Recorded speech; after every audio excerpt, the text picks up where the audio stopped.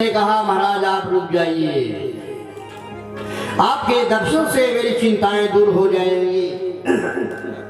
नारद जी ने कहा तुम हो कौन? उस देवी ने कहा अहम भक्तिरिति ख्याता। अहम, देखो मैं श्लोक कह रहा हूं,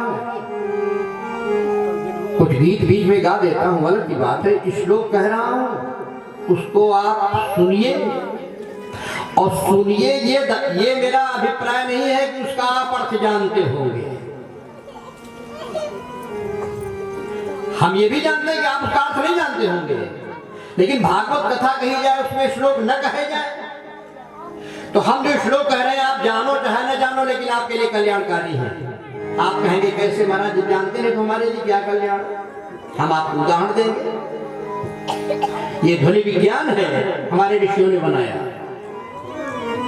आपके यहाँ भुजवा कहा जाता है, तो कभी भुजवा के यहाँ चबैना भुजाने गए? आप गए बच्चे, इनको जरा शांत रखो। बच्चे ये चबैना की तरह बड़बड़ कर रहे हैं। बस ज्यादा डांटो नहीं, अपने घर के ही हैं। कुछ न कहो, एक अच्छा 5 वाले। ये पुलिस की वर्दी वाले और बाइक वाले होंगे। अच्छा, पुलिस की वर्दी खत्म हो गई है, गुलाम शासन वाली खत्म हो गई है। हाँ, तो चबैना भुजाने गए। तो चबैना भुजाने हम भी गए। तो चबैना भुजाने में हमने वहां जाकर के देखा, एक आदमी उस जगह बैठ जाकर के, क्योंकि दादा बैठे तो दादा सुन नहीं पाते। तुम इधर बैठो, एक बैठ जाओ बस, वो अलग नहीं होंगे। एक स्कूल के भगवान का रूप नहीं, बस आप बैठ जाओ, बैठ जाओ बस उसी जगह, बस हो गया। बोलिए राधा कृष्ण भगवान की। श्लोक की चर्चा चल रही थी, तो जब भुजाने के लिए हम गए चना, मानो उदाहरण के लिए, तो चना को भुजवा ने निकाला और भार में डाला, उसमें कढ़ाई में, और कढ़ाई में कुछ देर पड़ने के बाद उसने लोहे के सूप से, भैया जो मैं कहना चाहता हूँ वो महत्वपूर्ण बिंदु मैं दूंगा आपको, आप समझ जाएंगे श्लोक जरूरी क्यों।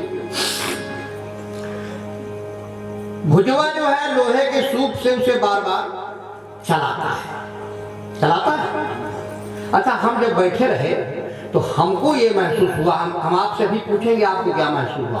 हम जब बैठे रहे तो भुजवा ने जब भर खर खर किया, तो हमको लगा कि ये जो बालू और लोहा घिस रहा है तो खर खर की आवाज आ रही है, तो हमारे दांतों के नीचे बालू जा रही है क्या, ऐसा महसूस मुझे हुआ। हो सकता है आपको भी महसूस नहीं हुआ होगा। तो मैं निवेदन करता हूं कि जब भुजवा के द्वारा भार में खर खर की आवाज आपके मनो मस्तिष्क को इतना प्रभावित कर सकती है, तो आप श्लोक का अर्थ जाने चाहे न जाने, लेकिन श्लोक की ध्वनि आपके मस्तिष्क को प्रभावित करेगी, इसमें कोई संशय नहीं है। ये मंत्र। तो भक्ति ने कहा, नारद ने पूछा आप कौन है? तो भक्ति ने कहा अहम भक्तिरिति ख्याता, मेरा नाम भक्ति है। और नारद जी भक्ति सूत्र के ज्ञाता रचयिता। नारद जी ने कहा आप भक्ति हैं, तो फिर ये जो दोनों बगल में है ये कौन है? तो कहा अहम भक्तिरिति ख्याता इमौ में तनयौ उभौ, ये दोनों मेरे तनयौ दोनों पुत्र हैं। नारद को आश्चर्य हुआ कि माँ 20 साल की और लड़के 90 साल के। अहम भक्तिरिति ख्याता इमौ में तनयौ उभौ, बोले नाम क्या है? कहा ज्ञान वैराग्य नामानौ काल योगेन जर्जरौ। एक का नाम ज्ञान है और एक का नाम वैराग्य है। राजी बूढ़े क्यों हो गए? आप युवा हैं, कहा यही तो दुख है, माँ युवा रहे और बच्चे उसके सामने बूढ़े हो जाए, माँ का हृदय विदीर्ण हो जाएगा। आप हमको कोई उपाय बताओ। नारद जी ने पूछा कैसे हुआ, तो उन्होंने कहा घूमते हुए, भक्ति ने कहा घूमते घूमते मैं वृंदावन आ गई। तो ज्ञान वैराग को जानने वाला अन्य प्रदेशों में तो है, लेकिन वृंदावन में ज्ञान और वैराग को कोई पूछने वाला। वहां तो जो लोग गए होंगे आप में से, तो वहां जब आप आगे जाते हैं तो वहां रिक्शा वाला बाबूजी हटो नहीं कहता। आप जब आगे जा रहे हो तो रिक्शा वाला, ऑटो वाला ये नहीं कहता बाबूजी हटो, वो कहता है राधे राधे बाबूजी, राधे राधे।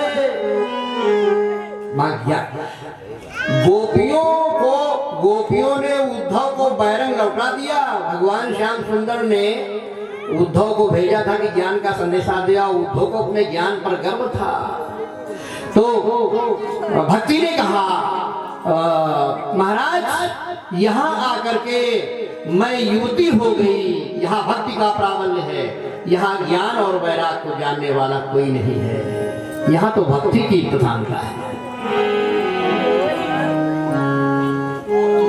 सनत सनंदन सनत कुमार सनातन से पूछा उपाय। उन्होंने कहा भागवत की कथा अगर उनको सुना दो तो तत्काल जो है जीवंत हो जाएंगे। आकर के लाते हैं सनक सनंदन सनत कुमार जो है वहां पर भागवत की कथा सुनाते हैं और ज्ञान वैराग्य का दुख दूर हो जाता है, दोनों चल पड़ते हैं, युवा हो जाते हैं। तो ये भागवत की कथा ज्ञान वैराग्य और भक्ति की प्रधानता वाली है, त्रिवेणी है। इसमें ज्ञान भी है, इसमें वैराग्य भी है, इसमें भक्ति की भी प्रधानता है। भक्ति की प्रधानता है इसलिए कि हम सभी यहाँ पर भगवान के दो रूपों में सगुण साकार रूप को हम लोग मानने वाले हैं। हम निर्गुण निराकार को मानते हैं कि कोई शक्ति तो है, लेकिन हम राम को मानने वाले हैं, कृष्ण को मानने वाले हैं। हम सभी इन सगुण साकार को मानने वाले हैं। भगवान कहते तो भक्ति वाले, भक्ति के पक्षधर कहते हैं निश्चित रूप से भजन हमारे जीवन में कल्याणकारी है। संत ने कहा कि जो करते रहोगे भजन धीरे धीरे तो मिल जाएगा वो सजन धीरे धीरे। करते रहोगे भजन धीरे धीरे तो मिल जाएगा वो सजन धीरे धीरे।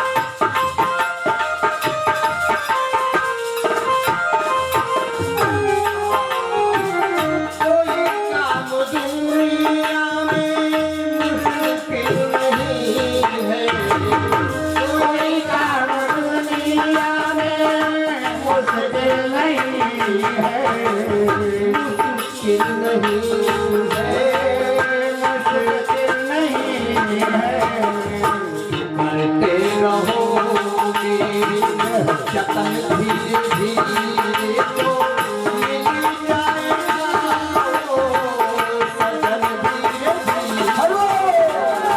करते रहोगे जतन धीरे धीरे तो मिल जाएगा वो सजन धीरे धीरे।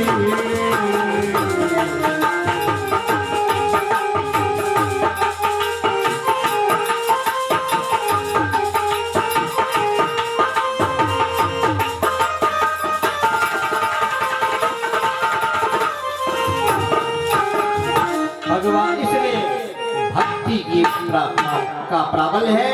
तो पहली कथा भागवत की सनक सनातन और सनत कुमार ने नारद की उपस्थिति में ज्ञान और वैराग्य को सुनाई। दूसरी चर्चा आती है, तुंगभद्रा नदी के किनारे एक ब्राह्मण देवता रहा करते थे, विद्वान थे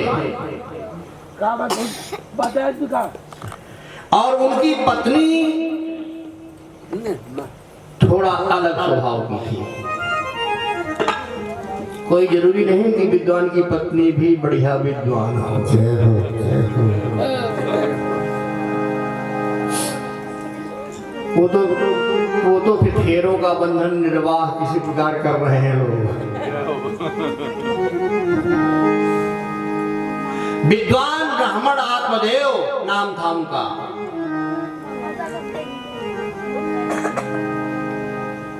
भिक्षुको वित्तवान लोके, ब्राह्मण के घर में ऐसा था, लेकिन जो उसकी ही पत्नी थी वो जो कोई आ जाता था कि दीदी 2 रुपए दे तो कसम से मेरे यहाँ जाके 1 टका नहीं। जय हो जय हो। भिक्षुको वित्तवान लोके, बहुत से ऐसे लोग हैं कि वित्तवान हैं, वित्तवान माने धनवान हैं, लेकिन सब भिक्षुको कसम खा रहे हैं जब आपका 1 टका नहीं है। और कोई उसी तरह नाम किया था। तो सुखदेव जी कहते हैं तत्प्रिया धुंधुली स्मृता, पत्नी का नाम था धुंधुली। धुंधुली स्ववाक्य स्थापिका नित्यम सुंदरी सुकुलोद्भवा। परिवार में पति पत्नी के बीच में स्ववाक्य स्थापिका का अर्थ जानते हैं, हर हाल में अपनी बात मनवाना। स्ववाक्य स्थापिका। कथा सुन करके, जाड़े का महीना था, कथा सुन करके लोग एक सज्जन घर जा रहे थे, सभी घर जा रहे थे, तो मोबाइल देखा तो पैर में कुछ लग गया। मोबाइल टाट में देखा तो कुत्ते की लेटरिन में पैर पड़ गया। जय हो जय हो। अब कुत्ते की लेटरिन में पैर पड़ गया तो मन जो है भिनभिना गया। घर गए, जनवरी का महीना था, अगल बगल के लोग भी थे, तो उन्होंने दरवाजे से सोचा दरवाजे हाथ में ढोले ढंग से, तो कहा अरे दरवाजा खोलो, पानी थोड़ा गर्म कर दो। तो अंदर से आवाज आई, पानी क्या करोगे? अरे खाया कथा सुनने गए थे, पैर ऐसा पड़ गया कि कुत्ते की लेटरिन पैर पड़ गया, मन भिनभिना गया, जाड़े का महीना, तो पानी गर्म कर दो। अंदर से आवाज आई, नहीं गर्म करूंगी। जय हो। क्या नहीं करूंगी। तो अब चूंकि रास्ते की मामला था, तो सोचा कि अगल बगल के लोग भी सुन रहे हैं, वहां से आवाज आई, नहीं गर्म करूंगी। जिन्होंने कहा गर्म कर दो, उसने कहा नहीं गर्म करूंगी। उसने कहा गर्म कर दो, नहीं तो कहा नहीं तो क्या कर लोगे? सही बात। तो कहा ठंडे पानी से ही नहा लोगे।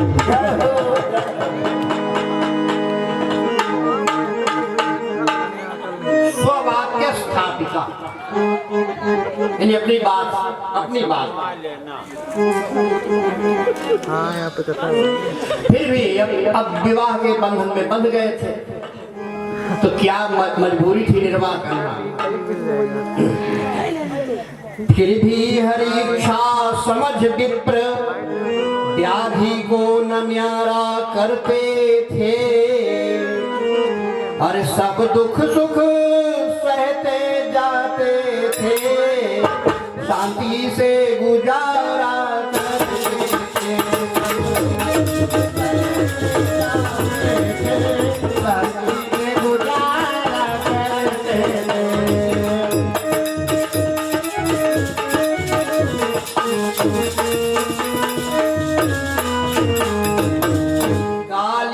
सुनी ब्राह्मण देवता ने गालियां सुनी, अरे तोर नाश हो जाए, नाश काटो। जय हो। गालियां सुनी अपमान सहा, तो भी वो छोड़ न छोड़ा था। अरे बंधुओं इसी में समझ रखो, वो बेर केर का जोड़ा था।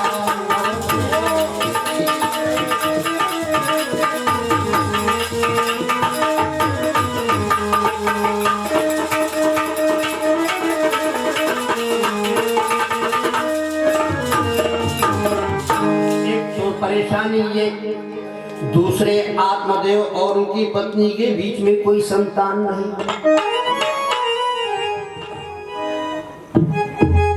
ये संतान वाला चक्कर भी बड़ा खराब था।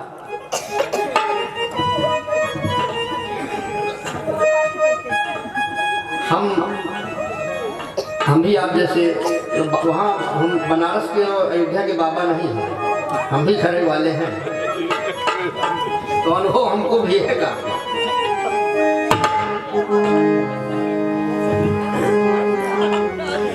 विवाह हो जाए, विवाह होकर बहू आ जाए, अब बहू घर में रहे, बच्चे के साथ घर में रहे, और 1 साल एक और लड़का ना हो, तो बगल वाली दीदी आती है, और का आज बताओ ना।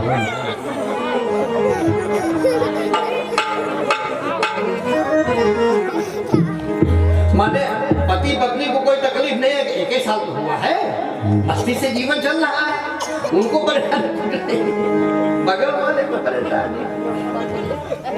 बहुरी दीदी अभी तो कुछ नहीं परेशान। तो ये जो ब्राह्मण देवता थे आत्मदेव धुंधुली, इनको लड़का भी नहीं था, कोई पुत्र नहीं। हम आप बड़े सौभाग्यशाली हैं कि जीवन में पत्नी मिली, घर मिला, परिवार मिला, माता पिता की बात परंपरा आगे बढ़ रही है। हम लोग भी बच्चे वाले हो गए, वो बच्चे वाले भी बच्चे वाले हो रहे हैं। ये परंपराएं आप हमारी आपकी पूरी होते रहे, बढ़ती रहे। नहीं तो पुत्र तो ठीक है, पुत्र ठीक है, पुत्र तो हर अभिलाषा करता है, ये भी अभिलाषा कर रहे हैं। तो एक संत ने लिखा कि जैसे मूर्ति सुनी लागे एक माला के बिना, जैसे मूर्ति सुनी लागे एक माला के बिना, वैसे गुदिया सुनी लागे एक लाला के बिना, वैसे गुदिया सुनी लागे एक लाला के बिना, वैसे गुदिया सुनी लागे एक लाला के बिना।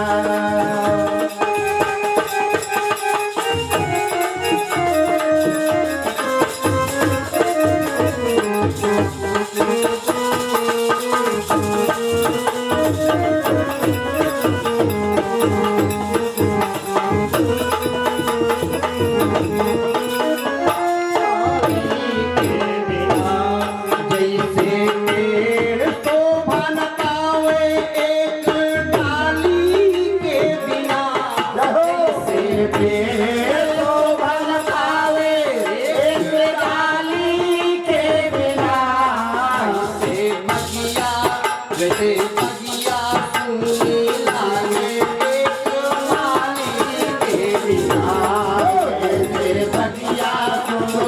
लागे एक नारी के बिना।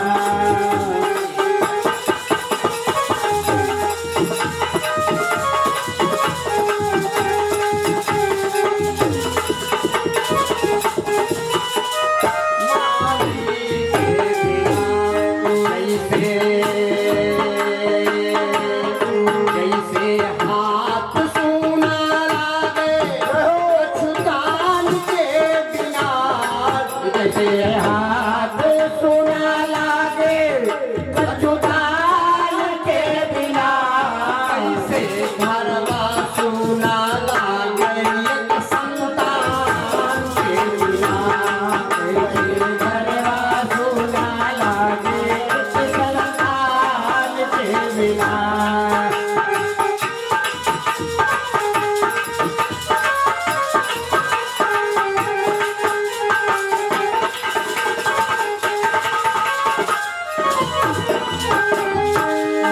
ब्राह्मण देवता और पत्नी को कोई संतान।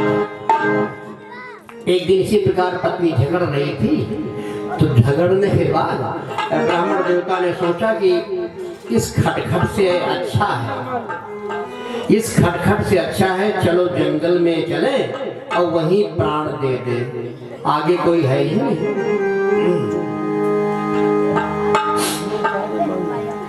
ब्राह्मण देवता जंगल चले गए, वहां एक कुएं के तालाब के किनारे बैठे और तालाब में कूदने को तैयार हो गए।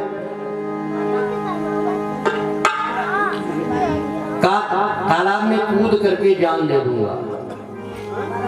तब तक पीछे से एक संत निकले, हे भैया रुक जाओ, क्यों कूद रहे हो? कहा बाबा मरने के लिए,